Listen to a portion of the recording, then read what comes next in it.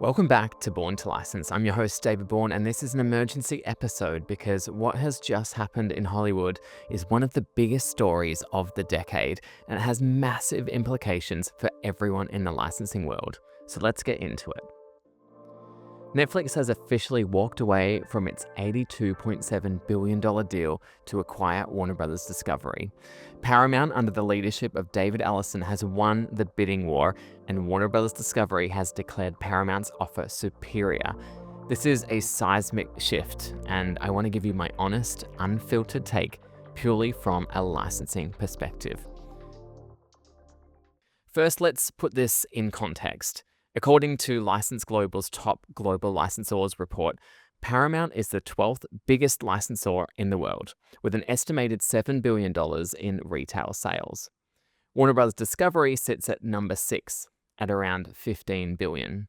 Now combined, we're talking about $22 billion, which would make this new entity the 4th largest licensor on the planet, surpassing both NBCUniversal and Mattel in one stroke. Think about what a portfolio deal with this combined entity would look like.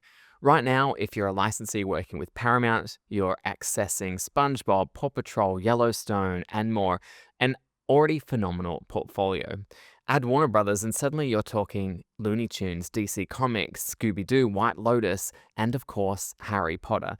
That is a catalog that starts to genuinely rival Disney, the number one licensor in the world. This would be a true competitor to the mouse. Disney has estimated retail sales of $62 billion, so this new entity would still only be just over a third of Disney, but it would make them the second largest licensor if we're only counting licensors in the entertainment space. The markets are reacting in real time. Netflix is up around 10% in after-hours trading. Their shareholders never wanted this deal and they're celebrating. Netflix will also walk away with $2.8 billion breakup fee, so they're not exactly leaving empty-handed. As for Paramount, keep an eye on that share price. This is a bold, expensive move, and investors will have their opinions. From a streaming angle, Paramount Plus and HBO could combine into something that becomes a genuinely serious player, and Netflix could eventually find themselves with zero Paramount-owned content on their platform, which would also include Warner Brothers content. Now, I need to be very clear here, this is not a done deal. The story has been an absolute roller coaster since August last year when David Ellison started making offer after offer and he kept getting rejected. We still have Warner Bros. Discovery shareholder approval. We still need regulatory clearance across the US and multiple territories.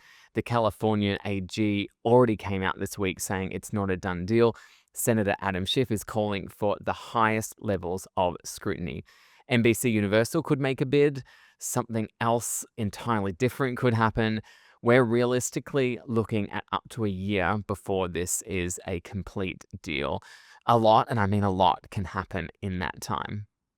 And now I want to share my personal view because this is what keeps me up at night as someone who loves the licensing industry.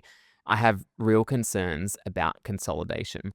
Both Paramount and Warner Brothers already have enormous portfolios, hundreds of active properties, and the truth is they're already struggling to give certain brands the attention they deserve, because their resources are inevitably focused on the big drivers. SpongeBob, Harry Potter, PAW Patrol, DC Comics, these will always be prioritized, and rightly so.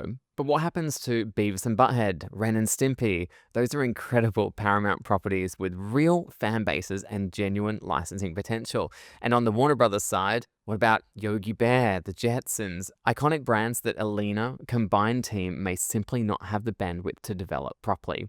When two massive licensing departments merge in the name of efficiencies, and let's be honest, that's what's going to happen, great people lose their jobs and great brands get left on the shelf. I want to take a moment to acknowledge the real human cost here. There are brilliant, passionate licensing professionals at both Paramount and Warner Brothers. People who have dedicated their careers to these brands. If this deal goes through, redundancies are coming.